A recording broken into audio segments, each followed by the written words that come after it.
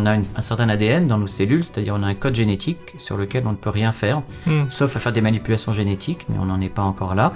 Par contre, on peut moduler l'expression de nos gènes. Finalement, avec notre mode de vie, on peut peut-être hacker, prendre le contrôle, détourner l'information pour éviter d'exprimer ces gènes pathologiques. On ne peut optimiser que ce que l'on peut mesurer, ce qui est aussi une phrase d'entrepreneur. On a un système qui est fait pour la survie, qu'on va finalement gâcher dans des futilités. On n'est jamais plus que des Cro-Magnons vaguement évolués. Denis, merci beaucoup pour ta présence. Merci Mathéo de cette invitation. Je suis très honoré de t'avoir. On avait eu l'occasion de manger ensemble pour faire un peu connaissance. Yes. Et nos échanges m'avaient beaucoup marqué. Et je m'étais dit que c'était l'occasion de t'inviter pour un épisode. Donc merci pour ça. On a beaucoup de choses à dire aujourd'hui. La première question que j'ai, c'est si on devait te présenter, comment on pourrait le faire, puisque tu as un peu... 2 casquettes si je puis dire, et encore 2, t'as aussi 4 enfants si j'ai bien suivi, voilà, donc multitude de casquettes. Multiples casquettes. Est-ce que tu peux nous en dire un peu plus qui est Denis, et en 1 minute déjà nous faire une petite introduction? Donc mon vrai métier, moi je suis médecin. Je suis médecin anesthésiste réanimateur, je travaille dans une clinique à Paris déjà depuis quelques années. Donc ça c'est vraiment mon cœur de métier, la médecine, l'anesthésie réanimation. Je suis un pur produit de l'université, ancien interne des hôpitaux, ancien chef de clinique des universités, donc vraiment un pur produit de la médecine conventionnelle, je dirais. Mais je me suis beaucoup intéressé à la santé dite holistique, corps-esprit. Donc, je me suis intéressé à l'hypnose, au coaching, à la PNL, jusqu'à devenir instructeur en hypnose. J'ai également eu l'occasion d'enseigner le coaching dans une école de coaching santé. Et je me suis aussi intéressé à la médecine dite anti-âge, donc la médecine de prévention du vieillissement. Je m'intéresse à ça depuis à peu près une dizaine d'années. Alors, on peut mettre plein de noms autour de ça, hein, médecine anti-âge, médecine de longévité, médecine 3.0, éventuellement même biohacking, même si le concept est légèrement différent.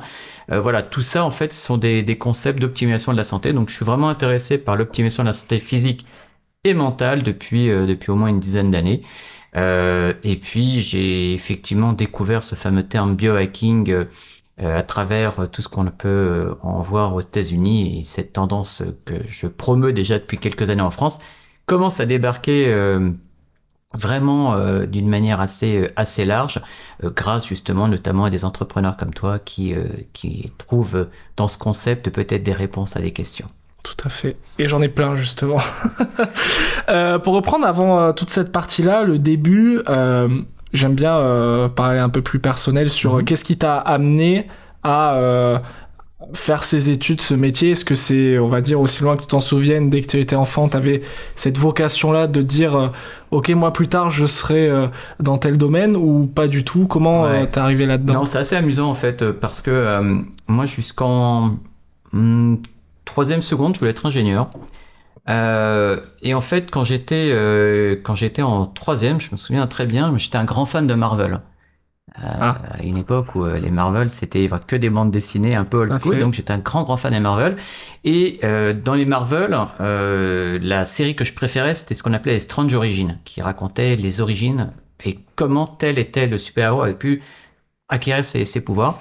Et notamment dans un Marvel que j'ai encore d'ailleurs, Special Origins, il était question des Célestes. Alors les Célestes, et on les a vus dans un film qui est sorti il y a pas très longtemps, qui s'appelait Les Éternels, je crois, de mémoire.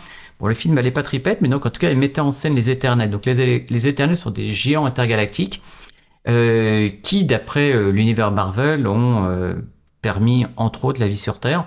Et donc dans ce Strange Origins, il était question des Éternels qui avaient manipulé la génétique et qui avaient créé des mutants grâce à l'ADN. Donc c'était la première découverte que je faisais de l'ADN.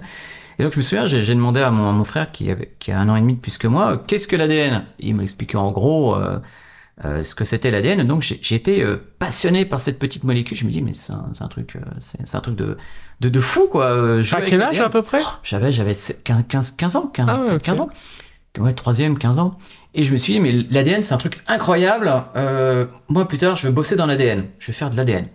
Et donc, j'ai cherché, alors à l'époque il n'y avait pas internet, hein, donc j'ai cherché comme j'ai pu, et en fait j'ai découvert que le métier qui permettait de travailler avec l'ADN, c'était chercher en biologie moléculaire. Et donc, à l'heure d'une porte ouverte à l'Institut Pasteur, je suis allé rencontrer un chercheur, je lui dis, ben voilà, moi je veux faire comme toi, je veux faire de la biologie moléculaire. Et c'était un jeune chercheur, il m'a dit, écoute, il y a 3 possibilités pour être chercheur. Ou alors tu es très bon scolairement et tu fais normal sup. Donc moi, pour l'information, j'étais un élève très moyen, donc je me suis dit, c'est pas la peine. Ou alors tu fais la fac de bio, mais tu sais pas trop où tu vas aller. Ou alors tu fais médecine. Je dis, bon ben, je vais faire médecine. Lui, en l'occurrence, avait fait médecine. Donc j'ai fait médecine pour être chercheur en biologie moléculaire. Et puis, arrivé en première année de médecine, alors effectivement, on voit énormément de matières absolument passionnantes. On voit des choses qui n'ont rien à voir avec la médecine, comme de la physique quantique, de la chimie organique, de la chimie minérale, les orbitales atomiques, l'équation de Schrödinger qui permet de déterminer la position spatiale de l'électron de l'atome d'hydrogène, donc des trucs. Dès la première année. Dès la première année, donc des trucs absolument passionnants. La fécondation chez l'oursin, le développement embryonnaire de l'amphibien, donc des trucs qui n'ont rien à voir. Mais ce qui m'a amusé en première année, c'est justement ce goût pour les sciences fondamentales, notamment la biochimie. On avait étudié en biochimie justement les éléments constitutifs de l'ADN. Et en biologie cellulaire, on avait étudié comment l'ADN fonctionnait au sein des cellules, l'information génétique. Donc j'étais vraiment nourri par ça. Mais rapidement, je me suis dit, finalement, la recherche, ça va me casser les pieds. Comme j'aimais beaucoup, j'aime d'ailleurs toujours les enfants, d'ailleurs j'en ai 4, comme j'aimais beaucoup les enfants, je me dis, tiens, finalement, cherchant en biologie moléculaire, génétique, enfant, tiens, je vais faire pédiatre et généticien, je vais me spécialiser dans les maladies génétiques de l'enfant. Et puis, donc vraiment, je me suis dit, tiens, c'est ça que je vais faire. Et puis finalement, chemin faisant, j'ai été étudiant à l'hôpital en chirurgie. Je me suis dit, la chirurgie, c'est génial, c'est badass, c'est extra. Donc je vais être chirurgien. Et puis rapidement, je me suis dit, non, finalement, en fait, chirurgien, ça me convient pas. Ce qui me plaît, c'est quand ça bouge, quand il y a de l'urgence, quand il faut vraiment sauver des vies. Et donc je me suis dit, tiens, je vais faire anesthésiste réanimateur, parce qu'en tant qu'anesthésiste réanimateur, je suis anesthésiste. C'est-à-dire que j'endors les gens, je les réveille pour les opérations. Je suis réanimateur, c'est-à-dire que je m'occupe des soins intensifs. Je suis médecin de la douleur. Je suis également médecin urgentiste. Et j'ai également fait beaucoup de SAMU. Donc j'ai une expérience comme ça très large de la médecine, je dirais, intensiviste. Et alors, ce qui est assez amusant, d'ailleurs, je fais un grand pas pour aller éventuellement plus loin et faire carrément un bond dans l'avenir. Mais en s'intéressant à l'ADN, finalement, on s'intéresse à l'épigénétique. L'épigénétique, c'est comment modifier l'expression de nos gènes.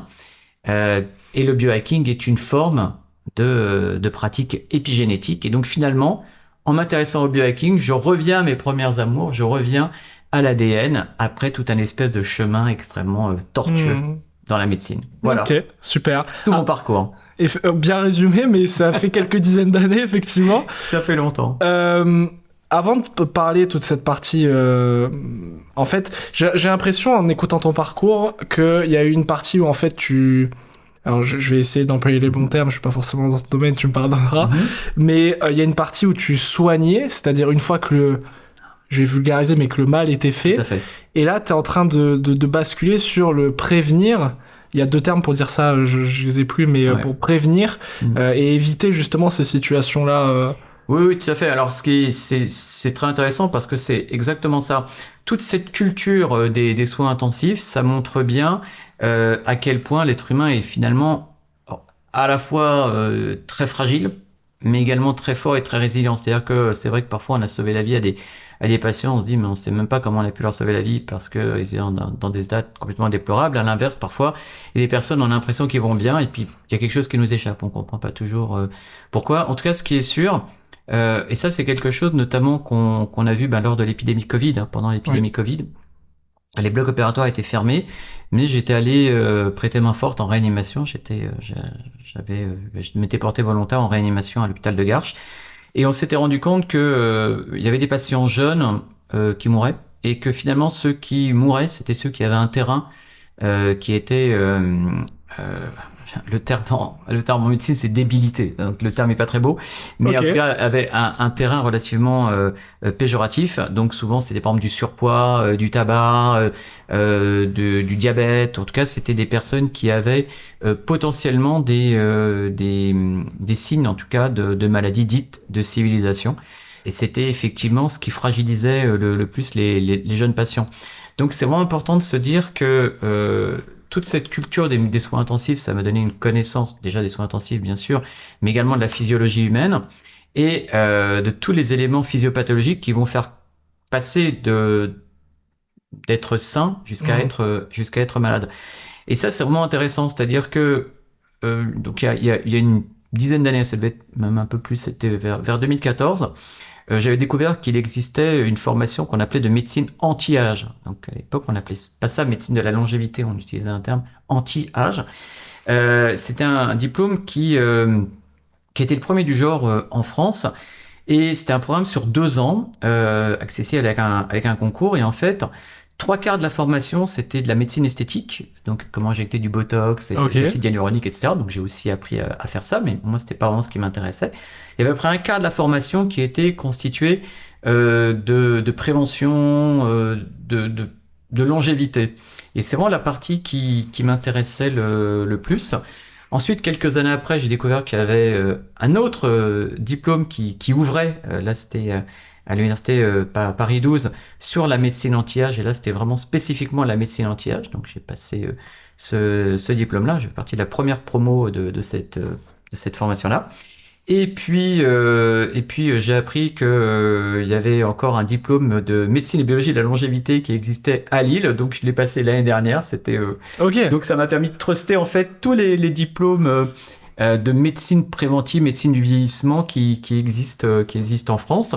Alors chacun m'a apporté des bases différentes, mais en tout cas ça m'a permis d'avoir une vision relativement large, à la fois je dirais de médecine préventive, mais également de biologie du vieillissement et de prévention. Ok. Et t'es aussi allé chercher des informations, si je puis dire, hors ces diplômes, notamment aux États-Unis, là où t'as découvert le terme biohacking, si je dis pas de bêtises. Oui, tout à fait. En fait, le terme biohacking, il a été créé vers 2010-2012 à peu près, ou du moins popularisé vers 2010-2012. Par Dave Asprey, qui est un entrepreneur de la tech américain, ou canadien, je ne sais même plus, je crois qu'il est canadien d'origine qui est aux États-Unis. Donc c'est lui qu'on considère être le père du biohacking, en sachant qu'après il y a beaucoup de personnes qui sont intéressées. Il y a des sportifs comme Ben Greenfield, il y a d'autres entrepreneurs bien connus comme Tim Ferriss. Et puis voilà, il a lancé un espèce de mouvement, un mouvement qui maintenant est porté, même s'ils n'utilisent pas le terme, par des gens comme Peter Attia, qui est un médecin. Lui, il se prétend absolument pas dans le mood biohacking, au contraire, mais il n'aime pas trop le terme. Mais clairement, ce qu'il fait, c'est assez proche des concepts de biohacking. Il y a Andrew Huberman aussi, qui est un neuroscientifique américain, qui est le GOAT de tout ce qui est les podcasts sur le sujet. Il y a une biochimiste qui s'appelle Rhonda Patrick aussi, qui est très connue. Et puis, un professeur de longévité qui s'appelle David Sinclair, qui a aussi été très mainstream. Puis il y a notre champion toute catégorie, Brian Johnson, qui est celui qui a le plus popularisé le concept biohacking, même si lui-même, je ne pense pas qu'il utilise le terme. En fait, bon, après on peut revenir sur le terme biohacking. Le terme biohacking, c'est juste un mot. Ce qui est intéressant, c'est tout le concept qu'il y a derrière, c'est-à-dire l'idée que l'on peut hacker, c'est-à-dire prendre le contrôle d'une certaine manière de notre biologie. Ce qui revient, là je fais une pirouette à ce que j'expliquais tout à l'heure, c'est-à-dire qu'on a un certain ADN dans nos cellules, c'est-à-dire on a un code génétique sur lequel on ne peut rien faire, sauf à faire des manipulations génétiques, mais on n'en est pas encore là. Par contre, on peut moduler l'expression de nos gènes et finalement retrouver une certaine souveraineté par rapport à notre hérédité. C'est-à-dire que si on a une hérédité avec telle et telle pathologie, qu'on porte dans nos gènes telle ou telle pathologie, finalement avec notre mode de vie, on peut peut-être hacker, prendre le contrôle, détourner l'information pour éviter d'exprimer ces gènes pathologiques. Donc finalement, le biohacking, c'est l'expression de routine, de manière d'être, de compléments ou que sais-je, dont le but est justement d'avoir cette maîtrise épigénétique et de pouvoir optimiser le corps humain, déjà d'éviter d'être malade, c'est un premier élément, mais au-delà de ça, d'optimiser l'être humain. Et vivre mieux, etc. Et vivre mieux et plus longtemps. Ok. Toi, tu considères aujourd'hui que tu fais du biohacking ou que c'est une composante de ce que tu fais? Comment tu définis exactement ta façon, on parlera un peu de ce que tu fais juste après, mais ta façon d'accompagner la démarche que tu entreprends? Bah, comme je te dis, le biohacking, c'est vraiment juste un terme. Si on prend l'idée de se dire, je cherche à autant que faire se peut maîtriser ma biologie, oui, bien sûr, je fais du biohacking et finalement, quelque part, entre guillemets, comme M. Jourdain qui fait de la prose sans le savoir, je fais du biohacking depuis que j'ai découvert médecine, depuis que j'ai découvert tout ce que l'on peut faire au niveau de sa santé pour prévenir telle ou telle maladie. Donc, finalement, je vais même prendre un exemple qui est très trivial, mais d'une certaine manière, se faire vacciner, c'est du biohacking finalement. On va hacker notre système immunitaire en lui mettant une information étrangère pour le forcer à créer des anticorps contre cette information pour pouvoir après éviter des maladies. Donc finalement, quelque part, la vaccination est du biohacking d'une certaine manière. Donc finalement, oui, je pense que quelque part le biohacking, j'en fais depuis que j'ai découvert la médecine. Mais je dirais que vraiment l'idée de l'anti-âge, de la longévité, c'est quelque chose qui m'intéresse depuis une dizaine d'années.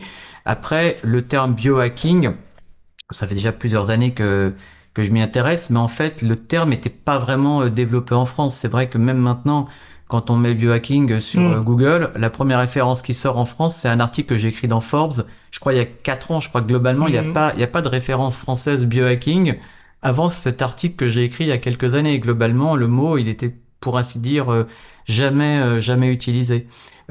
Finalement, c'est... Le concept derrière était certainement déjà utilisé sous d'autres termes. Hein. Il y a des gens qui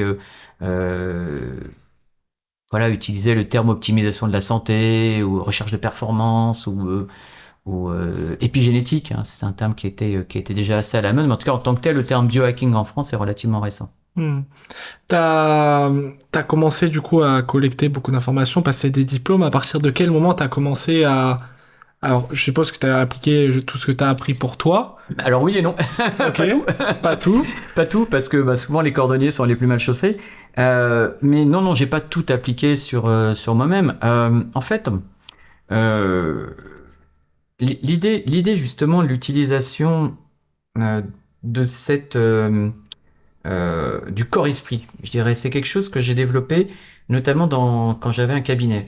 Il y a quelques années, j'avais un cabinet de coaching, d'hypnose, que je faisais en parallèle de la médecine.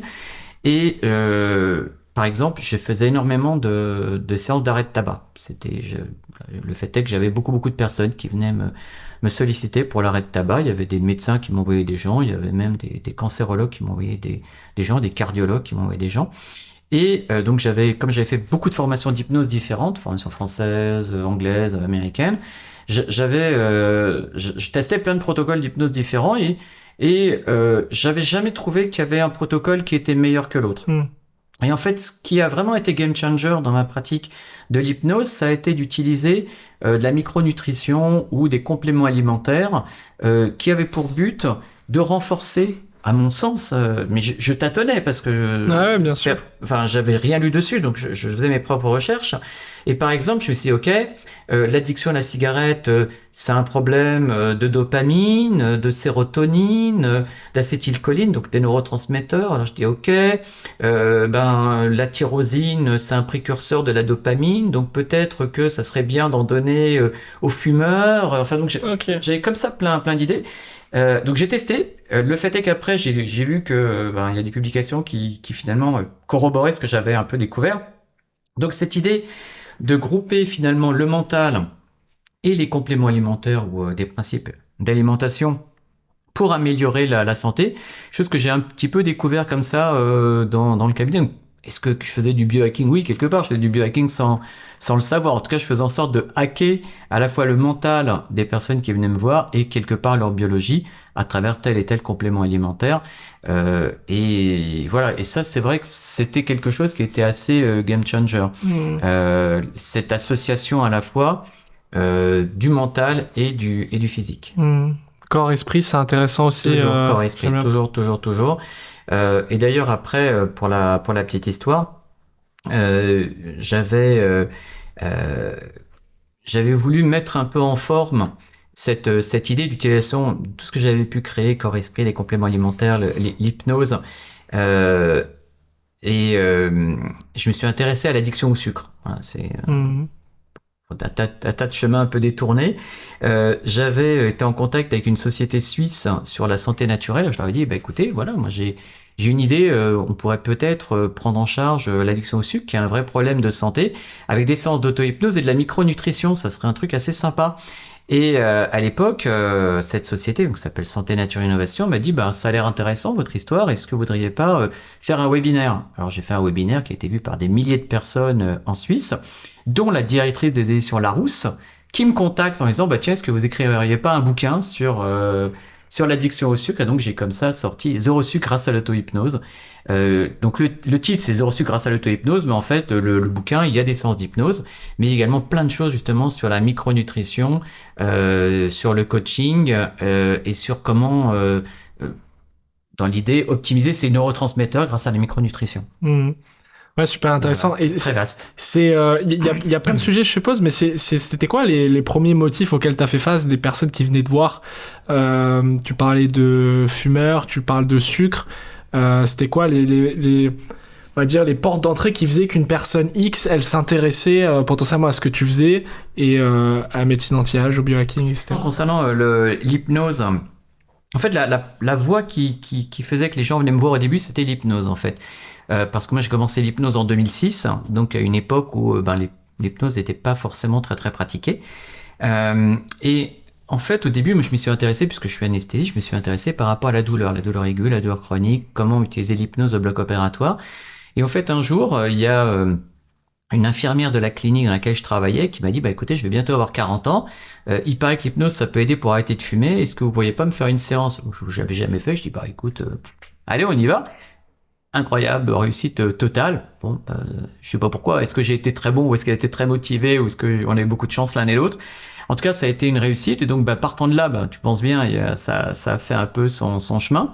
Et donc, par le bouche à oreille, il y a plein de personnes qui m'ont dit est-ce que vous pourriez pas nous faire des séances pour l'arrêt du tabac? Et donc voilà, je faisais comme ça ces séances d'arrêt du tabac, tout en continuant aussi les consultations par rapport à la douleur. Et puis après, il y a des gens qui me posaient des questions par rapport à la phobie, au stress. Et puis, dans la clinique dans laquelle je travaillais, par exemple, il y avait des ORL qui travaillaient sur les acouphènes, donc les bourdonnements d'oreilles. Et ils m'ont dit, tiens, est-ce que tu pourrais pas faire aussi quelque chose pour eux? Et alors, en fait, j'ai étudié, je me suis rendu compte que, conceptuellement et neurologiquement parlant, les acouphènes sont relativement proches au niveau de leur mécanisme des douleurs chroniques. Et donc, je me suis dit, tiens, puisque l'hypnose, ça marche pour les douleurs chroniques, je vais tenter pour les acouphènes. Et effectivement, moi, j'ai fait avec souvent des bonnes réussites, des séances sur les acouphènes où je faisais de l'hypnose et puis aussi, je donnais des compléments alimentaires parce que j'avais regardé dans les publications les compléments alimentaires qui pouvaient aider. Donc, tu vois, toujours ce côté corps-esprit. Et voilà, c'est comme ça que je me suis un peu intéressé. Puis après, les gens, une fois qui me connaissaient, ils me posaient des questions sur leur santé d'une manière plus générale. Après, on me posait des questions sur la nutrition, la micronutrition. Donc, ce qui était super, c'est comme on me posait plein de questions et que j'étais pas forcément compétent en tout, mais que j'ai un esprit très curieux, à chaque fois, je fouillais, je me renseignais et j'essayais de comprendre pour pouvoir apporter des éléments de solution. Alors voilà, toujours, comme je disais, je suis pas là pour vous traiter, j'étudie, je vois, voilà, dans les publications, on dit ça, voilà ce que je vous suggère. Et voilà, c'est comme ça que ça s'est fait. Donc c'est vraiment une expérience très très personnelle. Donc c'est vrai que je mettais pas forcément tout à mon profit, c'est-à-dire que je cherchais pas forcément de mon côté à faire tout ce que je découvrais dans cette santé corps-esprit. Bon, je pense que j'ai pas mal été touché au moment du décès de mes parents parce qu'en fait les deux sont morts de maladies chroniques. Mon père, diabète, cholestérol, hypertension, surpoids, leucémie. Et ma mère, maladie d'Alzheimer, maladie auto-immune, accident cérébral. Donc, en fait, mon père, c'est le corps qui a lâché, ma mère, c'est la tête qui a lâché. Donc, je me suis dit, voilà, moi, j'hérite pas de la génétique la plus fofolle. Donc, il va falloir que je fasse quelque chose. Et c'est là que je me suis dit, voilà, je vais appliquer ce que je conseille déjà depuis des années. Je vais me l'appliquer à moi-même et avec cette idée très biohacker quelque part de se considérer soi-même à la fois comme le chercheur et le sujet de notre propre expérience. C'est-à-dire que quand on parle de biohacking, on devrait presque plutôt dire biotracking, c'est-à-dire on va chercher à traquer, et c'est exactement, c'est ce que j'explique, on reviendra peut-être après dans le bouquin que je suis en train d'écrire pour les entrepreneurs, mais complètement. J'explique que les entrepreneurs, ils se fixent sur des KPI, voilà. Toujours les KPI. Ils ont différents... ils ont une méthode comme ça, ils veulent des KPI et du ROI. Bon voilà, je dis finalement la santé, c'est exactement la même chose. Il faut des KPI, il faut du ROI. Si on prend par exemple un KPI santé, on va prendre le sommeil. quel est mon KPI santé, qu'est-ce que je vais faire pour tester mon KPI, quel est le ROI de telle ou telle routine ou complément alimentaire.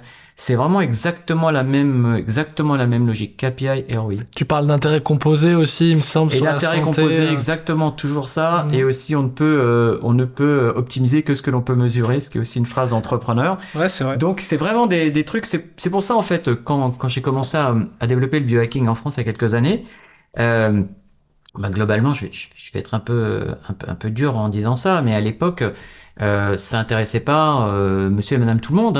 Les gens qui étaient intéressés, les premières personnes qui étaient intéressées, justement, c'était les entrepreneurs. Parce que, justement, ils comprenaient ce principe. Et puis, ils savaient aussi que eux-mêmes, ils avaient besoin d'être le plus efficace au niveau ou même plutôt efficient, plus qu'efficace, au niveau de leur rendement. C'est-à-dire que la différence entre efficace et efficient, efficace, j'en fais beaucoup.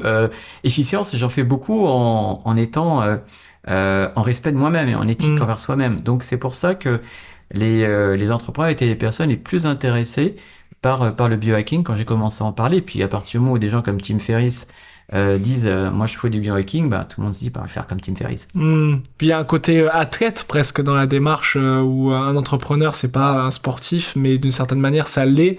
Dans la préparation. C'est un entrepreneur, c'est un sportif de haut niveau. Alors l'entrepreneuriat, c'est ni du sprint, c'est ni un marathon, c'est un marathon avec des moments de sprint. Tu le sais très bien, c'est-à-dire que t'es tout le temps avec une pression un peu constante, parce que t'as une boîte, il faut la faire tourner. Et puis de temps en temps, t'as des coups de bourre, il faut y aller un peu plus fort.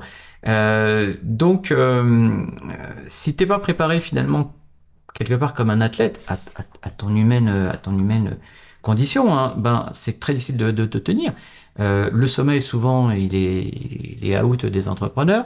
Les entrepreneurs, ils n'ont pas le temps de bouffer, donc ils mangent n'importe quoi. Ils n'ont pas le temps de faire du sport, donc ils en font pas. Le stress, n'en parlons même pas.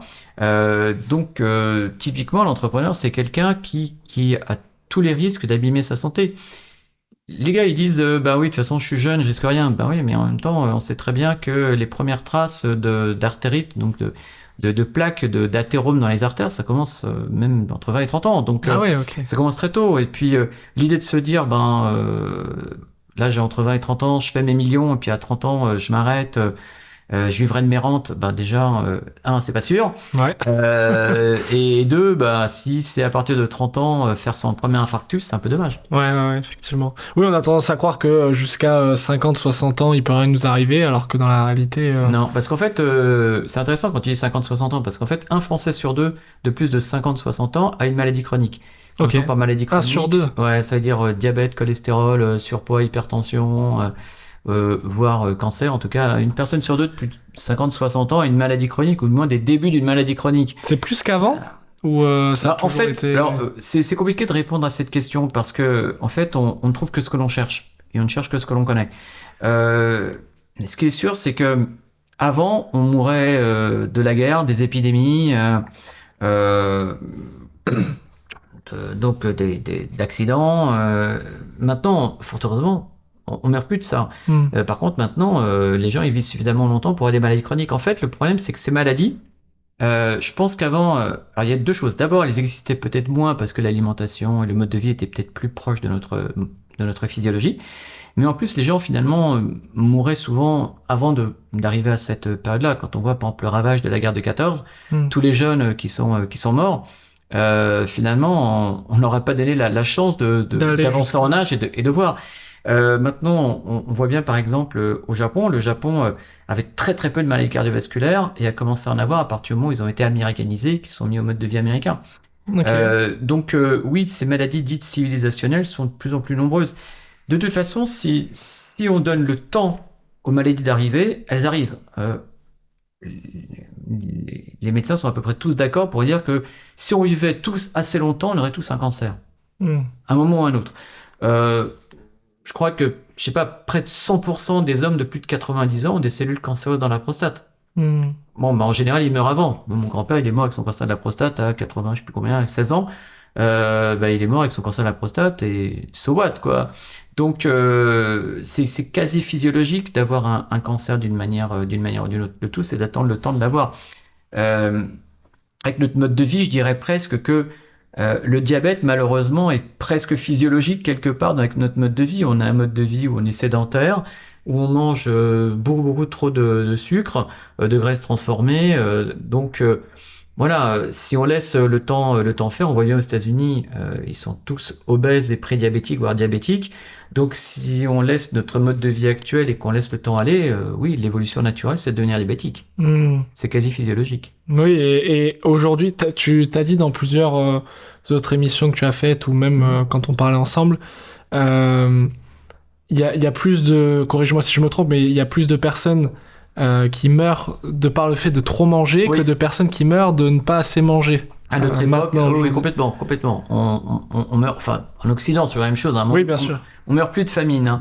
C'est-à-dire que, même si je reconnais tout à fait qu'il existe de la pauvreté en France, et je ne remets absolument pas ça en question, dans les pays occidentaux, personne ne meurt de faim. Je dis pas que les gens sont à la fête, hein, mais personne ne meurt réellement de faim. Les famines, on en voit bien évidemment en Afrique, ou quand il y a des conditions un peu particulières, comme en Palestine ou autre. Mais en tout cas, a priori, les gens ne meurent plus de faim. Par contre, on meurt de trop manger. À notre époque, même au contraire, c'est assez marrant parce que de se dire que faire du jeûne, c'est un truc incroyable. Quoi. On a l'impression que tellement on est habitué à bouffer que jeûner, c'est incroyable. Je jeûne, quoi. C'est assez dingue quand on y pense. Ouais, parce que culturellement, c'est un sujet intéressant. On mange 3 fois par jour, on doit se lever, prendre le petit déjeuner, manger au milieu de la journée et finir la journée par manger.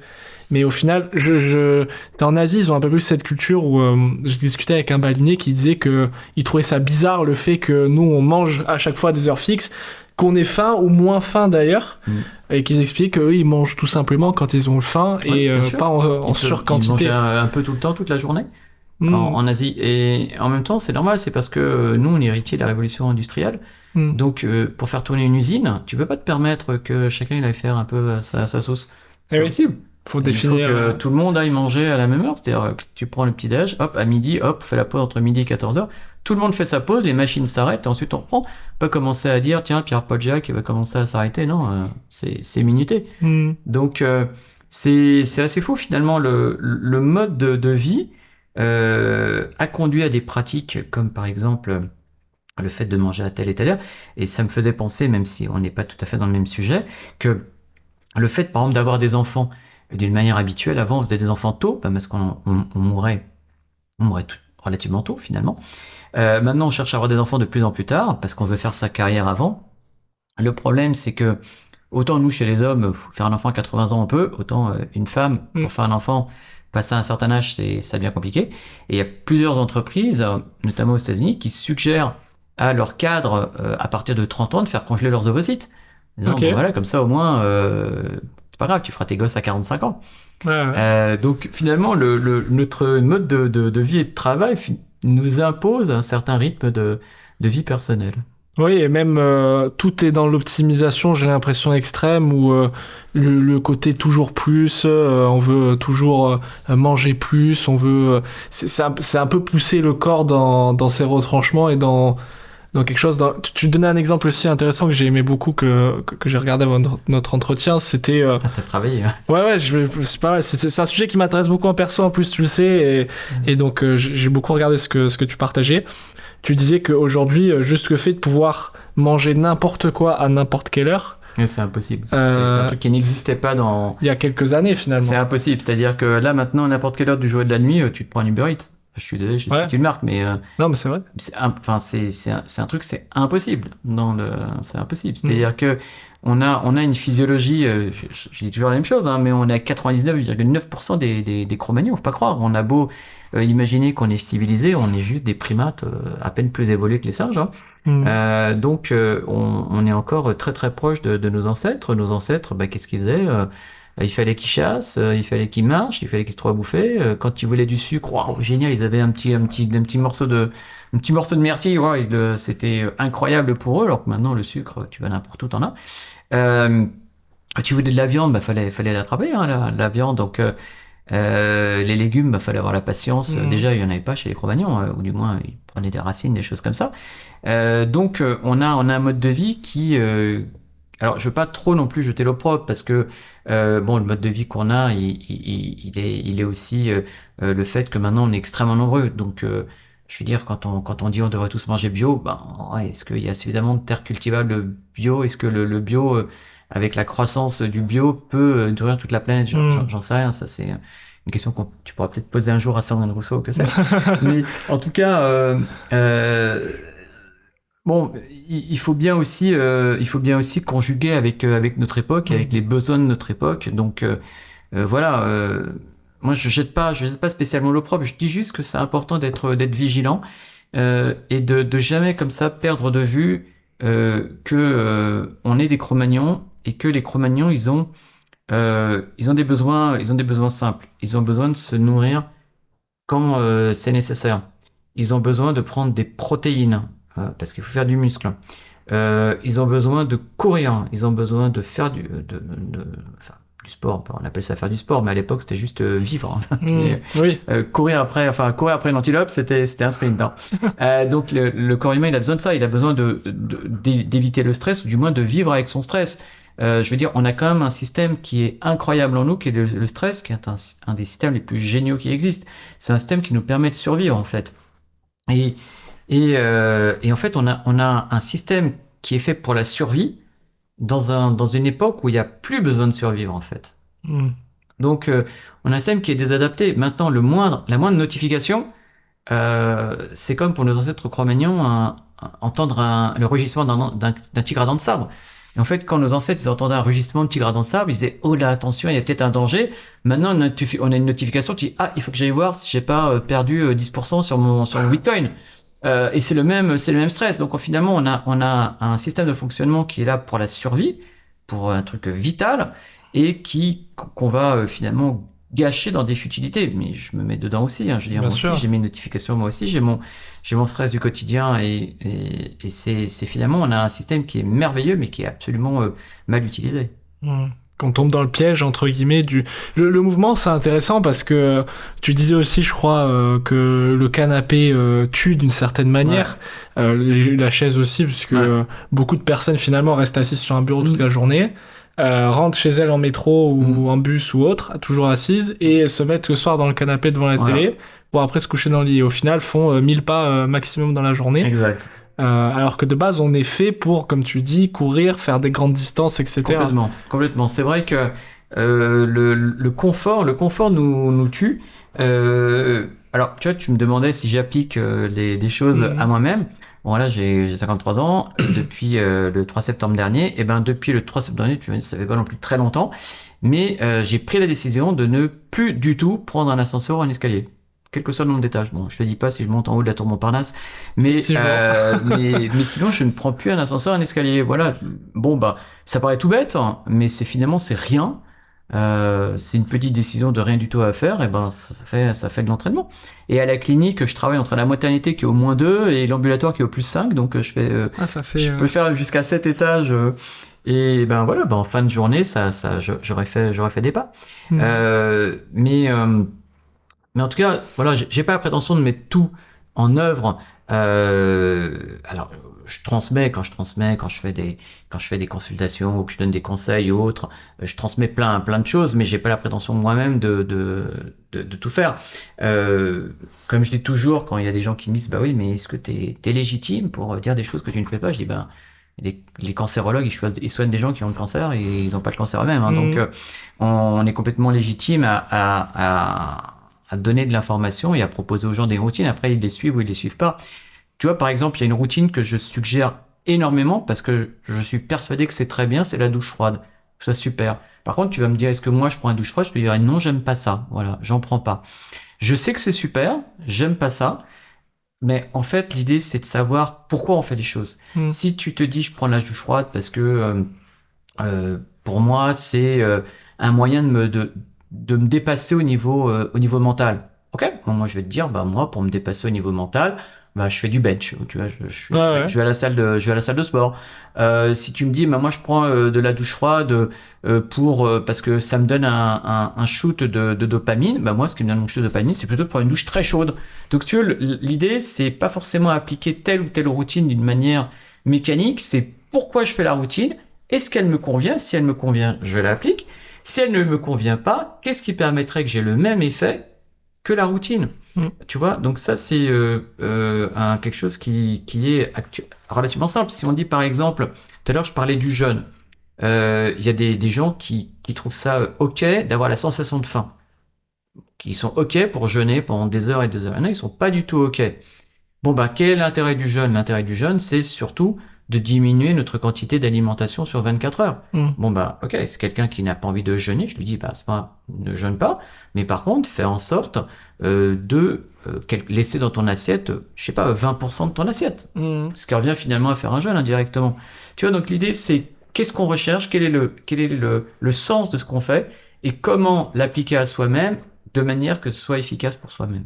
C'est vrai, c'est parce qu'on a tendance à se dire, ok, je veux faire du biohacking, donc ça veut dire que le soir, il faut que je prenne du magnésium, le matin, il faut que je fasse ça, alors qu'en fait, je t'avais parlé rapidement, moi, du fait que le sommeil, c'était un sujet, et je me souviens, ce qui m'avait frappé, c'est que t'as pas commencé à me dire, est-ce qu'on pourrait croire, prends ceci, prends cela, ou autre, c'est beaucoup de questions déjà que tu poses pour comprendre l'environnement, le corps et l'esprit, on y revient justement. Pourquoi je considère que je dors mal, et c'est à partir de là que des actions peuvent être prises d'une façon ou d'une autre, et je trouve que la démarche est très intéressante, et que ça permet vraiment de comprendre qu'il n'y a pas de template universel, il y a des standards justement que tu as oui, il y a des étudiés, standards, mais ça c'est important, les standards, bon, on les transmet, mais tu vois, moi quand il y a quelque chose qui m'a toujours beaucoup parlé, c'est les quatre, pardon, les quatre étapes de l'apprentissage de Lee Jun Fan. Alors, que disait Lee Jun Fan? Premièrement, prends un modèle, c'est-à-dire que tu choisis, et c'est applicable par exemple à une routine. Deuxièmement, prends tout ce qui t'est utile. Dans une routine, tu prends les routines qui te sont utiles, dans le biohacking, tu prends ce qui t'est utile. 3, rejette l'inutile. Et 4, ajoute ton expérience personnelle. Tu vois? Lee Jun Fan, pour la petite histoire, c'est Bruce Lee. Donc Bruce Lee disait ça par rapport aux arts martiaux, mais c'est applicable à tout. Tu vois, c'est applicable au biohacking. Tu prends un modèle dans le biohacking, tu dis par exemple, voilà, je vais prendre les routines du sommeil. Ok, je prends la routine du sommeil, ça va être mon KPI. Je prends ce qui est utile, bah tiens, par exemple, arrêter la lumière bleue, ouais, ça me va. Prendre du magnésium, ouais, ça me va. Méditer, non, ça me va pas. Donc tu prends, tu vois, je prends ce qui est utile, je rejette l'inutile. Et 4, je rajoute mon expérience. Ah bah tiens, ma grand-mère, elle prenait une tisane avec du miel, je prends une tisane avec du miel. Voilà, tu vois, donc tu vas rajouter quelque chose qui était personnel. C'est ça le biohacking en fait. Le biohacking, c'est on prend un KPI, on teste, on évalue, on réitère. Et cette approche-là, je trouve, atténue un peu le sentiment pour en avoir parlé avec pas mal de personnes, il y a presque une culpabilité qui se crée quand on s'intéresse à ces sujets-là, du fait qu'on a l'impression que si on n'applique pas les 50 bonnes pratiques qui sont données, on va être en mauvaise santé, ou on est nul, entre guillemets. Je t'avais posé une question aussi, je m'en souviens très bien, je t'avais dit que moi, quelque chose que je considère de mal, que je fais de temps en temps quand j'ai besoin d'un boost d'énergie, c'est que je prends une boisson énergisante. C'est cool. Et dans l'inconscient collectif, on te dit toujours, ah mais il y a que des mauvaises choses à l'intérieur, etc. Et je te disais ça en mode, est-ce que ça va me tuer, entre guillemets, ou autre. Et t'insistais bien sur le fait que, certes, c'est pas les meilleurs composants du monde, mais le principal, c'est de pas en boire quotidiennement. Tu vois, la même chose, c'est une question d'intérêt composé. Prendre un Red Bull tous les jours, ça devient un peu gênant. Mais en fait, qu'est-ce qui est gênant dans le Red Bull?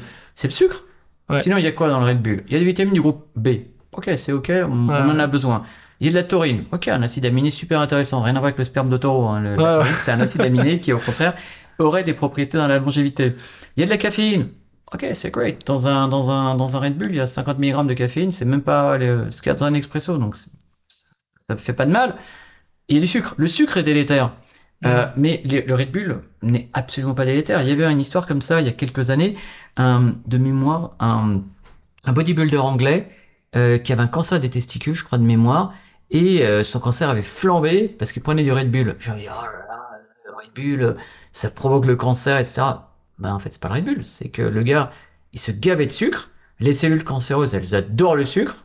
Ben donc, tu leur files du sucre toute la journée, ben elles sont heureuses. Le cancer, il a flambé. Donc c'est toujours la même chose. En fait, c'est le fameux... c'est pas moi, c'est Simon Sinek. Hein, Start with why. C'est quel est ton pourquoi. Et en fonction de ton pourquoi, c'est pour ça que je te pose des questions par rapport au sommeil. En fonction du pourquoi, là, à ce moment, on peut donner une réponse adaptée. Bien sûr, comme tu dis, il y a des standards. Dans le livre que je suis en train d'écrire pour les entrepreneurs, dans le livre que je suis en train d'écrire sur la longévité, évidemment, je donne des standards. Mais après, tout ça, ça va être adapté aux personnes. Globalement, c'est un peu le principe du 80-20. Globalement, on a tous deux bras, deux jambes. Les conseils, je dirais que globalement, 80% des conseils, ça marche à peu près pour tout le monde. Quand on parle des compléments alimentaires, globalement, tous les experts disent, bah, globalement, il faut être supplémentaire. Dans vitamine D, magnésium, oméga 3. Bon, ok, on va dire que c'est vrai chez très large, peut-être 80% des personnes. Donc voilà, les choses un peu grossières, un peu type, ça marche un peu chez tout le monde. Donc les standards, oui, ça marche chez tout le monde. Après, l'idée, c'est quand on va aller plus loin, c'est de personnaliser, bien évidemment. Une aparté intéressante au début quand je te demandais de te présenter. T'es un bon exemple dans le sens où t'as ces deux grosses casquettes, si je puis dire, très résumé, donc ton métier et toute cette partie que tu fais également. Comment tu fais pour gérer déjà tout ça, plus 4 enfants? Au final, on parlait d'athlète tout à l'heure, t'es un athlète très très haut niveau, là, j'ai l'impression, mais ça fait aussi partie de l'intérêt de faire tout ça, c'est qu'aujourd'hui, pour pouvoir correctement gérer, on va dire, tous ces pôles de vie, ce travail-là aide aussi en partie. Ouais, alors, bon, évidemment, le fait que je fasse du biohacking, certainement que c'est un peu dans ma manière d'être de faire en sorte d'optimiser les choses. C'est vrai que, tu vois, par exemple, là, je suis venu avec toi, j'ai mon sac à dos avec dedans mon ordinateur, mon iPad, j'ai même je te montrais tout ce qu'il y a dans mon sac à dos, mais un pied pour prendre pour rendre des vidéos. Enfin, il y a plein de trucs. Donc souvent, je me trimballe avec plein de choses. Au bloc opératoire, quand je suis sur des interventions qui sont relativement longues, où il se passe pas grand chose, j'ai mon ordinateur et je travaille. Donc voilà, je fais vraiment toujours en sorte d'optimiser mes moments. Et puis par contre, c'est vrai que parfois, et je pense que ça c'est très important aussi, je m'autorise des moments où je ne fais rien. Alors, sachant que ne rien faire, c'est presque un luxe à notre époque. C'est clair. Mais en tout cas, voilà, c'est important aussi de quelque part ne rien faire. Et après, bon, j'ai la chance d'avoir un esprit de synthèse qui est assez rapide, donc finalement, très rapidement, d'un gros paquet d'informations, j'arrive à le synthétiser, à faire un peu la substantifique moelle. Donc ça me fait gagner énormément de temps. Et en plus maintenant, avec l'IA qui aide aussi à faire ça, moi, ça rend mon esprit de synthèse encore plus efficace. Déjà, j'avais l'habitude de synthétiser les choses, mais alors là, maintenant, je fais des synthèses de synthèse que je repasse par ChatGPT, Claude, et maintenant, j'ai découvert Gemini, donc je fais des synthèses de synthèse. Et effectivement, ça m'aide énormément. Tu vois, tout à l'heure, quand je parlais de mes livres, heureusement qu'il y a des gens qui mettent dans l'écriture pour enrober un peu les choses que je raconte, parce que si c'était que moi qui écrivais les bouquins, ça serait que des bullet points, et je sais pas, ça ferait 10 pages, quoi. Parce que j'aime justement tout ce qui est aller à l'essentiel. Et je pense que voilà, c'est ça qui me permet de faire autant de choses, c'est aller vraiment à l'essentiel. T'en as parlé justement, t'es en train d'écrire 2 livres, même 2 livres, ouais, alors c'est assez marrant parce que, comme je te disais, là, j'avais édité mon premier livre chez Larousse, Zéro sucre grâce à l'auto-hypnose, il y a quelques années.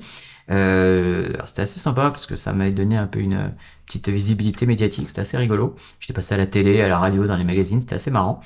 Et puis après, l'éditrice de Larousse est partie chez Albin Michel. Et au moment du Covid, on l'a contacté avec ma femme en disant, là on est en plein Covid, comme tout le monde, on n'avait rien d'autre à foutre qu'écrire. Donc on l'a contacté, on l'a dit, voilà, est-ce que vous voudriez pas qu'on écrive un livre sur l'immunité au naturel? Et donc on a écrit un bouquin qui s'appelait Les secrets d'une bonne immunité, qu'on a écrit en plein Covid. Et en fait, après, quand j'ai voulu parler biohacking, donc il y a quelques années, je suis allé voir mes éditeurs. Je dis, bah écoutez, voilà, il y a un concept, ça a l'air foufou, ça s'appelle le biohacking, la longévité. Je suis sûr que c'est le truc qui va percer. Et à l'époque, tu dis, c'était il y a 5 ans à peu près, ils m'ont dit, ouais, biohacking, longévité, c'est des concepts trop flous. C'est trop tôt. Ouais, j'étais vraiment en avance sur mon temps. Et là, quand je suis retourné voir les éditeurs, je proposais biohacking, longévité. Et donc, il a fallu que je choisisse. Donc, j'ai un éditeur pour longévité, un éditeur pour biohacking.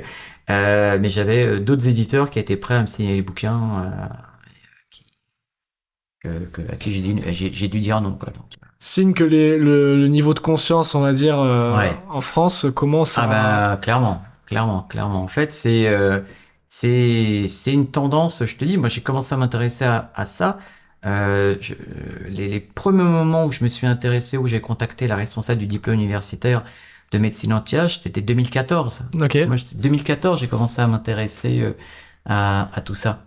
En 2014, j'avais 42 ans, donc tu vois, je venais de passer la quarantaine, donc je pense qu'il y a peut-être aussi ça. Ouais. Donc voilà, là j'ai commencé à m'y intéresser, mais ça restait quand même assez... même au sein de la médecine, on n'en parlait pas trop. Et je te dis, les trois quarts du diplôme, c'était de la médecine esthétique, en fait. On ne parlait pas vraiment de tout ce qui après allait se développer. Et c'est vrai que j'ai vraiment découvert au niveau universitaire la médecine anti-âge, prévention du vieillissement, grâce au diplôme que j'ai fait après pour l'université Paris 12, qui était dirigé par Claude Dalle, donc qui était un de mes mentors, et qui malheureusement est décédé, qui était un médecin très très avant-gardiste dans la médecine anti-âge et qui a vraiment beaucoup contribué au développement de la médecine de la longévité en France. Qu'est-ce qui fait que ça se popularise maintenant? Est-ce que c'est juste que il y a un phénomène qui fait que les médias en parlent et que c'est eux qui maîtrisent le fait que ça monte comme ça dans les consciences? Ou il y a un autre phénomène, Alors, le Covid, il y a moi, je contribué? pense que le COVID, ça a été certainement le truc qui a été un vrai basculement. C'est-à-dire que le Covid, ça a fait prendre conscience aux personnes de plein de choses. Déjà, ça a poussé les gens à être chez soi. Et ben, quand tu es chez toi, il faut que tu trouves des occupations. Donc, il y a beaucoup de personnes qui se sont mises au sport grâce au Covid. J'ai rencontré des gens qui, c'est assez marrant, qui se sont mis à l'acro-yoga pendant le Covid et qui ont même fait la France un incroyable talent, tellement ils se sont entraînés. Ah ouais? Ils sont devenus très fort en acro-yoga. Je les salue au passage. Donc voilà, le Covid, ça a permis que les gens soient chez eux. Les gens se sont rendus compte qu'ils étaient mortels.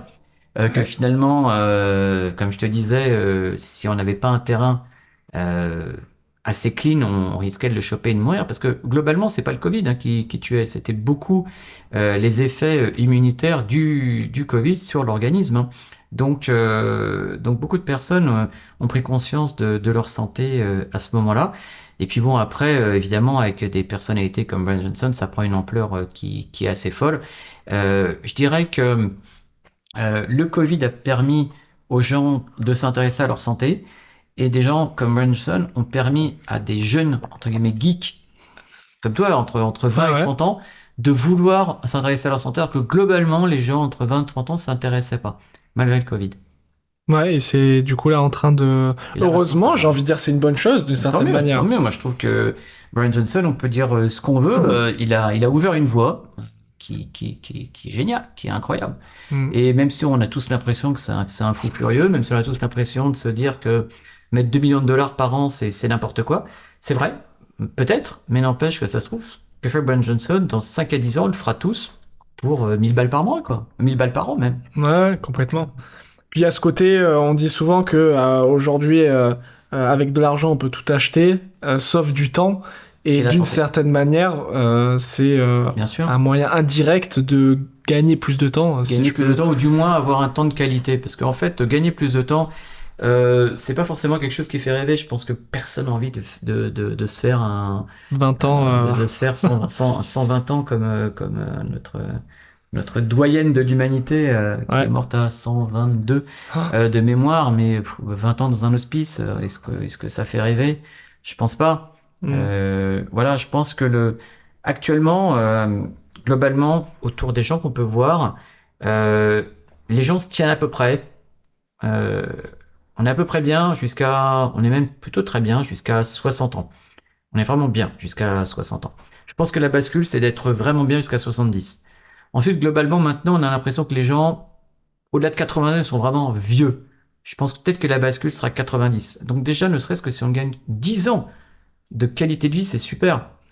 Je pense qu'après, au niveau pragmatique, mourir à 90 ans ou mourir à 95 ans, euh, à partir du moment où ça dépend de la qualité de vie, ça dépend uniquement de la qualité de vie.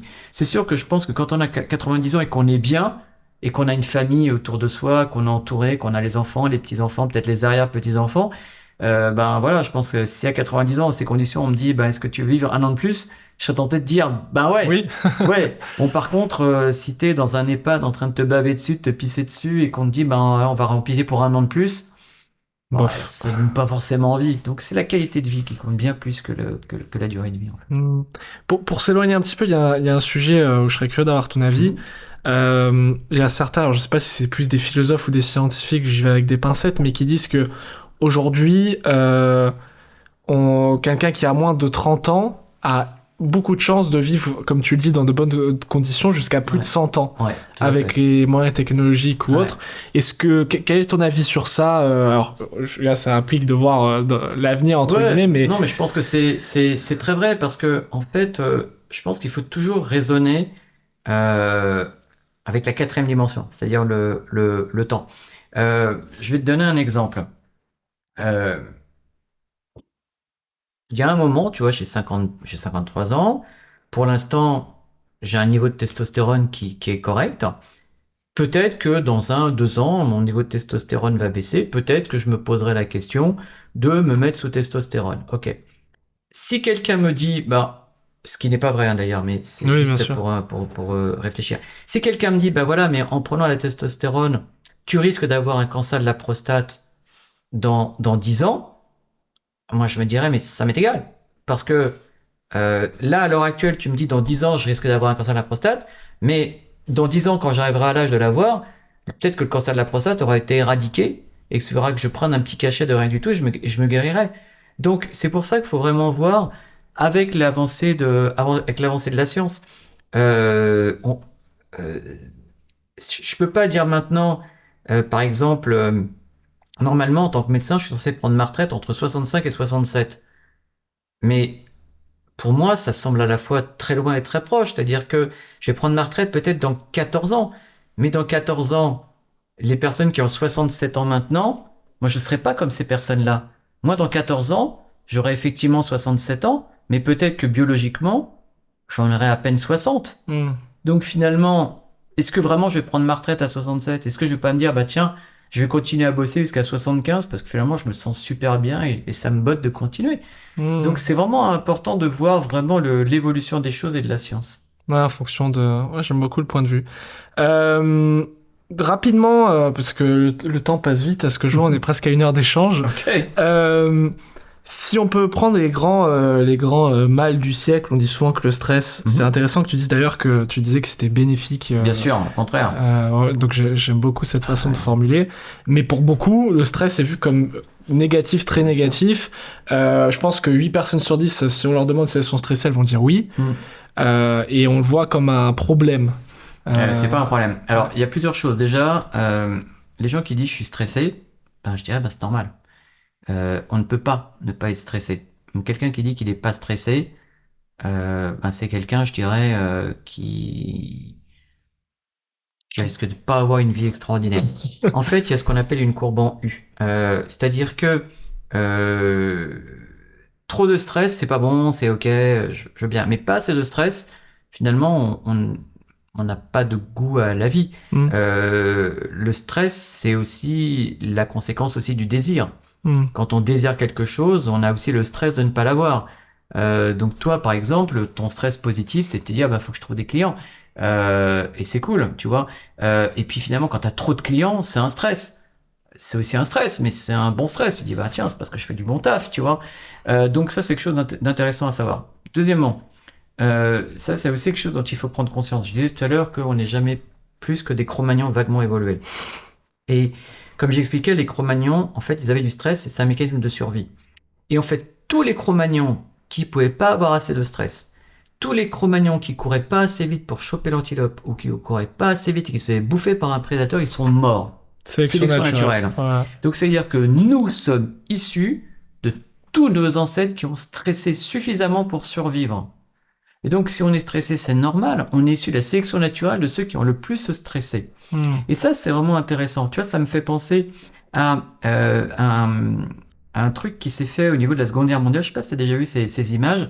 Les bombardiers qui revenaient et qui avaient des traces de balles. T'as pas vu cette histoire? En fait, Non. l'armée de l'air, je crois que c'est anglaise ou américaine, quand les bombardiers revenaient de mission, ils regardaient où étaient les impacts de balles et ils se sont dit, statistiquement, les avions prennent plus de balles sur ces endroits-là, donc il va falloir qu'on les renforce, ces endroits-là. Tu vois? Et en fait, c'est une mauvaise interprétation, parce qu'en fait, les avions qui sont revenus avec des dégâts, c'est-à-dire que les balles qu'ils avaient reçues n'avaient pas détruit l'appareil. Et qu'au contraire, la protection, fallait pas les mettre sur l'endroit où il y avait les balles, mais sur les endroits où il n'y avait pas les balles. Parce que finalement, ceux qui avaient été détruits, c'est ceux qui avaient reçu les balles dans les endroits les plus vitaux. Est-ce que tu vois ce que je veux c'est dire? intéressant. Dire qu'en fait, c'est un peu comme ça aussi qu'il faut voir le stress. C'est-à-dire que faut pas le voir comme quelque chose qui doit nous détruire, mais plutôt comme la chose qui nous permet de survivre et de s'optimiser. J'aime bien l'approche parce que c'est vrai que, encore une fois, je sais pas si c'est culturel, mais on dit si je stresse trop, je vais attraper un cancer ou c'est ça. C'est vrai. C'est ça, effectivement. En plus, ça c'est un sujet qui me passionne parce que moi j'ai fait mon mémoire de diplôme universitaire sur les effets du stress mental sur le vieillissement. Donc c'est un dossier qui m'intéresse énormément. D'ailleurs, je vais encore faire une conf la semaine prochaine sur le sujet. Donc c'est vraiment un sujet qui m'intéresse. Bien sûr que le stress en excès, mal géré, peut conduire à des catastrophes. Mais toutes les personnes qui disent des termes comme lutter contre le stress, je trouve ça stupide. On ne lutte pas contre le stress. On apprend à le gérer, à l'optimiser, à l'utiliser. Ça oui, mais on ne va pas éliminer quelque chose qui finalement est bien utilisé, peut être un mécanisme de survie. En fait, il y a beaucoup de phrases comme ça, toutes faites. Par exemple, j'ai encore vu quelqu'un tout à l'heure sur une liste email qui proposait une conférence pour booster l'immunité. Typiquement, je trouve que c'est débile en fait. Ouais. Booster l'immunité, ça veut rien dire. Une immunité qui serait boostée, ça veut dire par exemple faire un choc allergique. Voilà, faire un choc allergique, ça c'est une immunité qui est boostée, parce qu'elle est boostée, elle va booster, c'est-à-dire aller au-delà de sa normalité, tu vois. Non, l'immunité, ça se booste pas, ça s'optimise, ça s'équilibre, ça se prévient, mais ça se booste pas. Et de la même façon, le stress, on ne cherche pas à l'éliminer, c'est complètement con en fait d'éliminer le stress. Si on élimine le stress, on élimine notre réaction à la survie. J'élimine le stress, ça veut dire tiens, une voiture qui arrive, je dis oh, une voiture, boum, oh, tant pis. Ouais. C'est ce qui nous maintient en vie, entre guillemets. Et sans stress, il y a plus de désir, il y a plus d'envie, il y a plus de. Donc oui, le stress, si on voit ça comme quelque chose de négatif et en excès, on peut le voir négativement. Mais maintenant, il faut arriver à comprendre que c'est un mécanisme extraordinaire, que on est avec, qu'on n'a pas le choix que de vivre avec. Et l'idée, c'est de faire au mieux avec le stress qu'on a pour qu'au maximum, il ne soit pas négatif. Voilà, mais chercher à se dire que on peut le faire disparaître, enfin, on peut pas disparaître. Déjà on ne peut pas et ça n'a pas forcément grand intérêt. Ça n'a aucun intérêt en fait en soi. L'idée c'est toujours la même chose, c'est ça me rappelle une discussion que j'avais avec un psychiatre. J'étais jeune étudiant en médecine et j'avais dit à un psychiatre, mais en fait on devrait tous aller voir un psychiatre parce qu'on a tous des problèmes. Et il m'a dit, la différence entre le normal et le pathologique, c'est la souffrance. Et j'adore cette phrase. Et je pense que, tu vois, c'est une phrase que j'ai entendue il y a pas loin de 30 ans. Pour moi, elle est hyper fondatrice. Tu vois, la différence entre le normal et le pathologique, c'est la souffrance. Pareil pour le stress. La différence entre le normal et le pathologique, je dirais, encore pathologique si le terme est un peu fort, c'est la souffrance. Si tu as l'impression que ton stress est une source de souffrance, alors oui, effectivement, il devient gênant. Mais si tu te dis, ok, je suis stressé, mais finalement, c'est ça qui m'amène à me dépasser, et c'est ok. Je veux dire, tous les athlètes olympiques, je pense que les athlètes olympiques, ils répètent un geste hyper précis, mais qui est juste une chure de mouche, quoi. C'est juste, je sais pas, par exemple, sauter avec une perche au-dessus d'une barre, quoi. Les mecs, ils répètent ça pendant des heures, des jours, comme des fous, hop, et ils font ça pendant 4 ans pour finalement une épreuve qui va durer 1 minute, où il faut qu'ils donnent le maximum d'eux-mêmes. T'imagines le stress qu'ils ont, eux, mais s'ils n'avaient pas de stress, ils chercheraient pas à faire leur performance. Ouais, c'est ça qui pousse à faire des Bien choses. sûr. Et voir de cet angle. Elon Musk, Ouais. on l'aime ou on l'aime pas, mais c'est un mec qui est tout le temps dans le stress. Ouais, on le On voit. l'aime ou on n'aime pas. Hein. Oui, oui, non, non, mais Euh, je vois ce que tu veux dire. Et c'est ça qui nous pousse à faire des choses, entre qui nous guillemets. pousse à nous dépasser. Toujours la même chose. L'idée, c'est de savoir. Je reviens à ce que je disais, c'est toujours le pourquoi. C'est-à-dire que l'idée, c'est de comprendre pourquoi. Et c'est intéressant quand tout à l'heure tu disais que par rapport au sommeil, je t'avais posé des questions. Mm. Et ça, c'est la grande différence que les gens ils confondent tout le temps. Maintenant, t'as un tas de gens qui sont coachs. T'as coach en e-commerce, coach en drague, coach en ceci, coach en cela. Mais un coach, et un mentor et un préparateur, c'est pas le même métier en fait. C'est pas le même concept. Un mentor, c'est quelqu'un qui a une expérience que tu n'as pas, qui va t'apporter son expérience. Ça, c'est un mentor. Un préparateur, c'est quelqu'un qui a étudié le corps, l'esprit et la science de la préparation mentale ou physique pour t'amener vers une performance. Ça, c'est un préparateur. Un coach, c'est quelqu'un qui va savoir te poser les bonnes questions pour t'amener toi-même, éventuellement il te guidera un petit peu, mais à trouver les réponses par toi-même. Donc oui, bien sûr, l'important c'est de poser les bonnes questions. Et d'ailleurs, par exemple, tout à l'heure je parlais de l'intelligence artificielle. Moi, ChatGPT, je l'aime presque plus pour les questions qu'il me pose que pour les réponses qu'il me donne. Parfois, ça m'aide de poser la question à ChatGPT, je réfléchis à des trucs et je dis, quelles sont les bonnes questions que je devrais me poser? Et il me sort des trucs, je dis, mais c'est hyper intelligent ça. Mm. Et même, j'ai l'impression, même si on lui pose pas, enfin, on lui pose une question, on lui demande pas qu'il nous repose une question en retour, il finit toujours par poser une question à la fin. C'est, Oui, mais pas forcément très précis. Alors que si on lui demande de nous poser des questions, et moi je vais même encore plus loin, je lui dis quelles sont les questions qu'il faudrait que je te pose pour que tu pour que tu m'aides à poser de bonnes questions, et je veux que tes réponses, tu puisses les classer à 100 sur 100. Une fois qu'il me les pose, je dis est-ce que tu te chiffrerais tes réponses à 100 sur 100? Il me dit oh peut-être qu'on peut les améliorer. Alors améliore-les jusqu'à ce que j'ai vraiment le truc. Et tu vois quand tu me demandais comment optimiser, voilà c'est ce que je fais par rapport à l'IA, c'est-à-dire toujours faire en sorte de l'obliger à l'IA me donner le maximum de ce qu'il est capable de me donner, et moi à l'inverse de lui donner le maximum de ce que je suis capable de lui donner en fait. Super intéressant. On arrive gentiment à la fin de l'épisode. Yes. C'est quoi les projets pour les prochains mois et les prochaines années? 2 livres du coup? Les projets, j'en ai des tonnes de projets. Le problème en fait pour les gens comme moi, c'est pas les projets, comme je dis toujours, je vais au shot, je reviens, j'ai une idée. Non, c'est la mise en pratique. C'est les 24 heures dans une journée c'est la mise en pratique, c'est l'itération de toute façon. Quand on a une idée, c'est vraiment c'est l'exécution de l'exécution. Donc déjà dans tout ce qui est biohacking, longévité, effectivement il y a les 2 bouquins. Biohacking chez Erol et longévité chez Larousse, ça c'est les gros trucs qui vont sortir.